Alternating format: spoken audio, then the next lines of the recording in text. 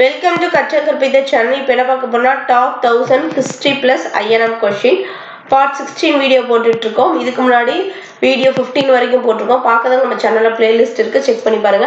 அது மாதிரி polity 500 question நம்ம கம்ப்ளீட் பண்ணிட்டோம். PDF வேணும்னு நினைக்கிறவங்க இந்த வாட்ஸ்அப் நம்பருக்கு ஹாய் PDF அப்படின்னு போட்டீங்கன்னா உங்களுக்கான சார்ஜ் 25 rupees வாங்கிட்டு நாங்க PDF சென்ட் பண்றோம். மொத்தம் இதுல ஒரு 35 கேள்விகள் இருக்கு. இதுவும் 2 நாள்ல ரெடி ஆகி உங்களுக்கு PDF வந்துரும். வேணும்ன்றவங்க மெசேஜ் பண்ணி வாங்கிக்கோங்க. இப்போ முதல் கேள்வியை பார்த்தலாம். இப்பதான் நம்ம சேனலை முதல் முறையா பாக்குறீங்க அப்படின்னா சப்ஸ்கிரைப் பண்ணிக்கோங்க. இந்த வீடியோ உங்களுக்கு யூஸ்ஃபுல்லா இருக்கு அப்படின்னு நினைச்சீங்கன்னா கமெண்ட்ல எஸ் அப்படின்றத மென்ஷன் பண்ணிருங்க, இல்லைன்னா வீடியோக்கு ஒரு லைக் கொடுத்துருங்க.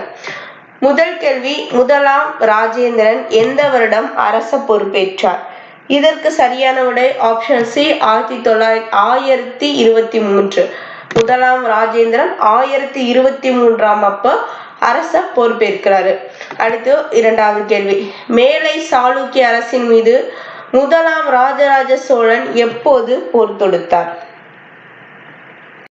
இதற்கு சரியான ஆப்ஷன் டி 1009.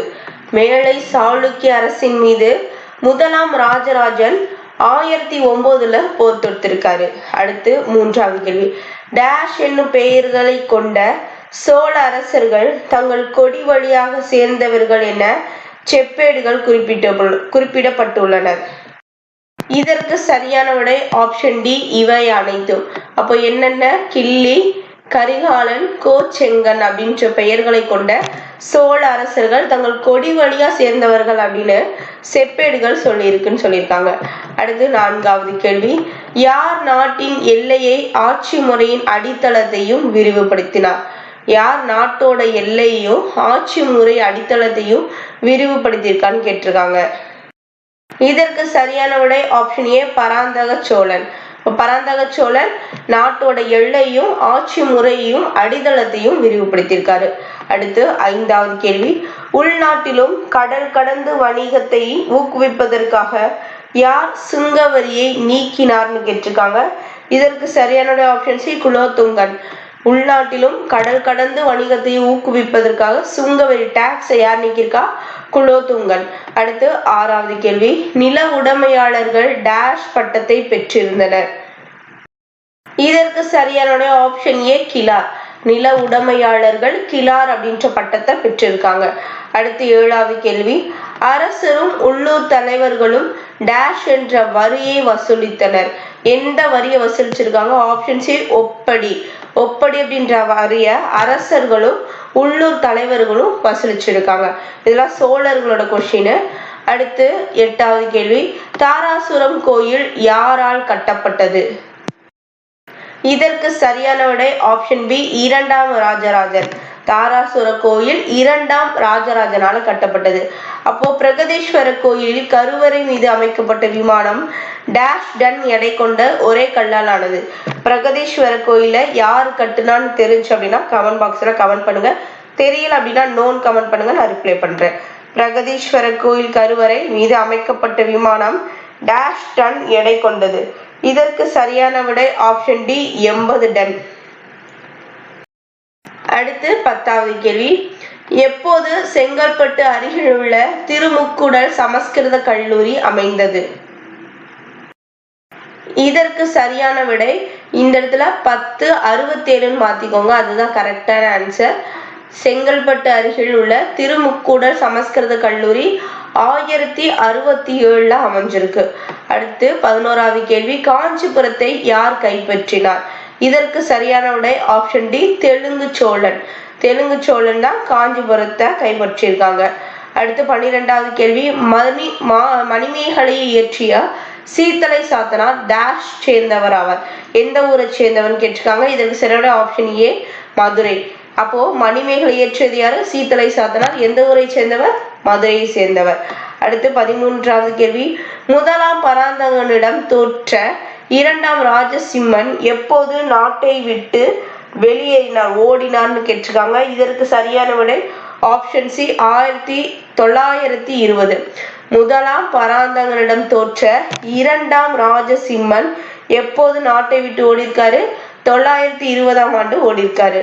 அடுத்து 14வது கேள்வி, குமர கம்பனார் யாரை தோற்கடித்து முழு வெற்றி அடைந்தான் கேட்டிருக்காங்க. இதற்கு சரியான விடை ஆப்ஷன் டி மதுரை சுல்தான். மதுரை சுல்தான முழு வெற்றி அடைஞ்சதுக்கான மதுரை சுல்தான தோற்கடித்ததான். அடுத்து 15வது கேள்வி. சகலலோக சக்கரவர்த்தி ராஜநாராயணன் சுப்புராயன் டேஷ் ஆண்டுகள் ஆட்சி செய்தார்? 20 ஆண்டுகள் ஆட்சி செஞ்சிருக்காரு. அடுத்து 16வது கேள்வி. சுந்தர பாண்டியனுக்கு பிறகு யார் 40 ஆண்டுகள் பாண்டிய நாட்டை வெற்றிகரமாக ஆட்சி செஞ்சாருன்னு கேட்டிருக்காங்க. இதற்கு சரியான ஆப்ஷன் ஏ மாரவர்மன் குலசேகரன். சுந்தர பாண்டியனுக்கு பிறகு யார் 40 ஆண்டுகள் பாண்டிய நாட்டை வெற்றிகரமா ஆட்சி செஞ்சிருக்காங்க? மாரவர்மன் குலசேகரன். அடுத்து 17வது கேள்வி. மாலிக் கபூர் மதுரையை எப்போது அடைந்தார்? மாலிக் கபூர் மதுரையை எப்போது அடைந்தார்? ஆப்ஷன் சி 1311 மாலிக் கபூர் மதுரையை அடைஞ்சிருக்காரு. அடுத்து 18வது கேள்வி. பாண்டியர் கால குதிரை சராசரி விலை டேஷ் தினார் ஆகும்? பாண்டியர் கால குதிரை சராசரி விலை டேஷ் தினார் ஆகும்? இதற்கு சரியான ஆப்ஷன் ஏ 220 செம்பொன். பாண்டியர் கால குதிரை சராசரி விலை 220 செம்பொன். அடுத்து 19வது கேள்வி. வளஞ்சியர் குழு வெட்டிய 500 என்ற பாசனம் ஏரி எங்கு உள்ளது? இதற்கு சரியான ஆப்ஷன் பி புதுக்கோட்டை. அடுத்து 20வது கேள்வி. பிரகதீஸ்வர கோயில்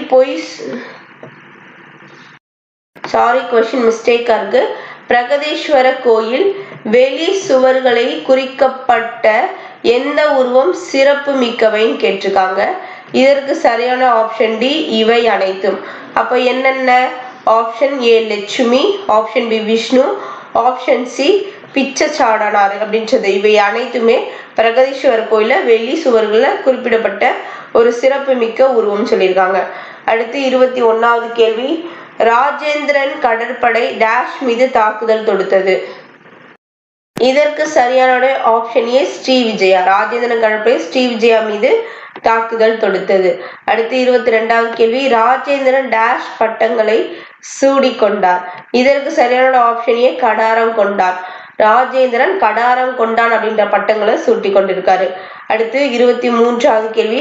அரசராக பட்டம் சூட்டும் விழாவின் போது அவர் பெயருக்கு பின் டேஷ் என்ற சொல்லை பின்னோட்டமாக சேர்க்கும் நடைமுறை இருந்தது. அரசரா பதவி இருக்கிறவங்களுக்கு பின்னாடி இப்ப ராஜேந்திரன் அப்படின்னு என்ன பின்னாடி சேர்த்திருக்காங்க அப்படின்னா ஆப்ஷன் ஏ தேவன். அப்ப ராஜேந்திர தேவன் அப்படின்ற இந்த மாதிரி பின்னோட்டமா சேர்க்கிற பழக்கம் இருந்திருக்கு.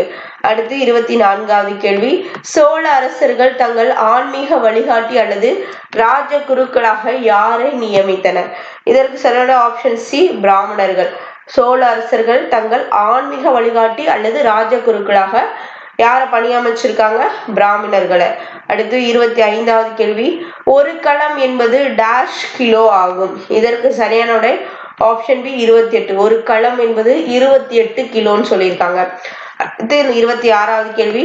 ஒரு வேலி நிலத்திற்கு டேஷ் களம் வரியாக வசூலிக்கப்பட்டது? இதற்கு சரியான ஆப்ஷன் பி 100. ஒரு வேலி நிலத்திற்கு 100 களம் வரியா வசூலிக்க செஞ்சிருக்காங்க. அடுத்து 27வது கேள்வி. முதலாம் ராஜேந்திரன் எந்த பகுதியில் வேத கல்லூரியை நிறுவினார்? இதற்கு சரியான விடை ஆப்ஷன் டி தென் ஆற்காடு. இடம் எண்ணாயிரம் நோட் பண்ணிக்கோங்க. முதலாம் ராஜேந்திரன் எந்த பகுதியில் வேத கல்லூரியை நிறுவியிருக்காரு? தென் ஆற்காட்டுல உள்ள எண்ணாயிரம் அப்படின்ற இடத்துல. அடுத்து 28வது கேள்வி. வேத கல்லூரியில் எத்தனை மாணவர்கள் பயின்றனர்? இதற்கு சரியான ஆப்ஷன் டி 340. வேத கல்லூரியில் 340 பேர் படிச்சிருக்காங்க. அதை எத்தனை ஆசிரியர்கள் பணியாற்றிருக்காங்க? 14 ஆசிரியர்கள் பணியாற்றிருக்காங்க. அடுத்து வேத கல்லூரி யார் கொண்டு வந்தது? முதலாம் ராஜேந்திரன். எந்த இடத்துல? தென் ஆற்காடு எண்ணாயிரம் அப்படின்ற இடத்துல.